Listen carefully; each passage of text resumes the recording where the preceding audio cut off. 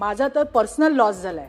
माझी मामी वयवर्ष 53 ही अंधेरीला भरडावाडीमध्ये राहते, स्वर्गीय शीतल सटाणेकर, आणि हिचा मृत्यू हा केवळ आणि केवळ या कबुतरांच्या विष्ठेमुळे झालाय। के वेस्ट वॉर्डला वारंवार तक्रारी करून सुद्धा त्याची दखल घेतली गेली नाही। याची सुरुवात 2 महिन्यामध्ये सुरुवात झाली आणि येणाऱ्या 1.5 वर्षामध्ये माझी मामी संपून गेली।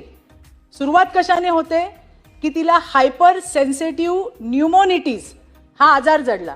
हा आजार काय आहे की लंग्सला फायब्रोसिस येतात साहेब, आणि हे फायब्रोसिस आले की ते रिव्हर्सेबल नाही आहेत आणि त्याच्यामुळे ऑक्सिजन लावावा लागतो, नॅचरल श्वास घेता येत नाही, श्वास घ्यायला त्रास होतो आणि त्याच्यामध्ये माणूस हळू हळू हळू करून संपून जातो। या ठिकाणी ते कबुतरांना धान्य टाकलं जातं, तिथं अनवॉन्टेड ग्रोथ या कबुतरांची त्या ठिकाणी होते आणि त्यामुळे धान्य टाकायचं जर बंद केलं तर त्या ठिकाणी कबूतर येणार नाही। म्हणून मला विनंती सभापती महोदय करायचंय की या ठिकाणी मुंबईच्या सगळ्याच ठिकाणी किंवा राज्यातही जर अशा पद्धतीने कुठे असेल तर हे कबुतरांना धान्य टाकण्यावरती निर्बंध आणण्यात यावं, एवढं